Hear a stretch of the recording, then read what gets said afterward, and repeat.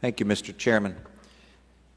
I left the practice of medicine, I left caring for patients for over 20 years for precisely this moment in public policy. I cared for literally thousands of patients as an orthopedic surgeon, each and every one of them a privilege. The actions being taken here are part of an attempt to fundamentally alter our health care financing and delivery structure. It's an historic occasion and remarkably consequential to all Americans because of the very specific decisions that we will make that may, in fact, adversely affect how they are able to ensure the health of themselves and their families. As a physician, it's been my steadfast desire for us to achieve full access to affordable quality health care while preserving the patient-doctor relationship without governmental interference.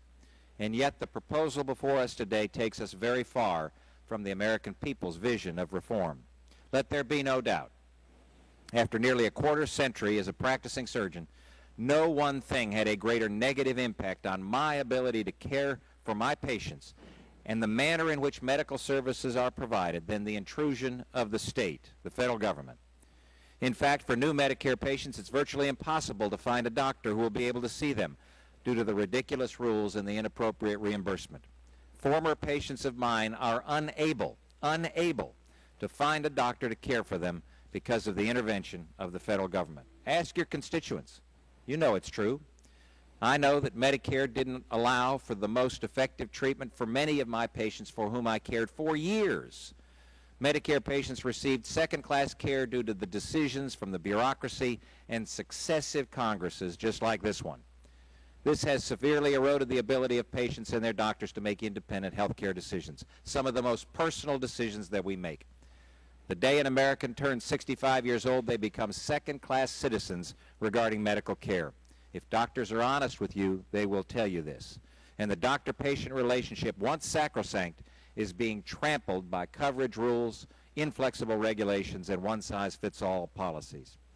When you pore through this proposal that we have before us and you conduct a critical analysis, one appreciates that we are transferring the worst of our current public health care systems to the health care to be provided for every single American, permanently institutionalizing failures of our current government payment system into the entire American health care delivery system.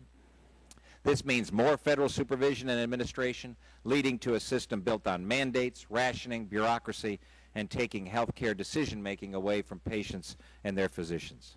This bill continues to be wedded to a government-run health care plan known as a public option. It will force over 100 million Americans out of their personal health care coverage and into the government-run plan. This is wrong, unwarranted, and destructive to the quality care for my former patients and all our constituents. Or take the newly created Health Benefits Advisory Council, comprised mainly of federal bureaucrats and presidential appointees. It's ostensibly being established to make recommendations on minimum health benefit standards and cost-sharing levels. And what it will really do is destroy independent physicians from being able to determine what specific care individual Americans may receive.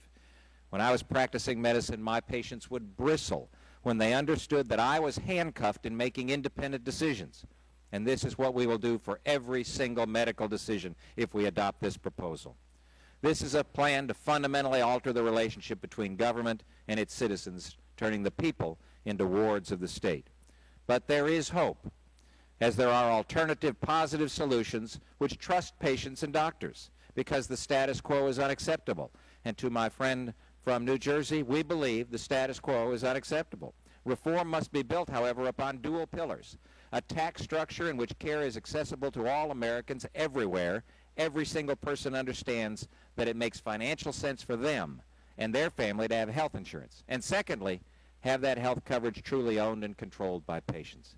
That is what we ought to be doing, not forcing every single American into a system that of necessity will betray those health care principles Americans hold dear: accessibility and affordability and quality and responsiveness and innovation and choices.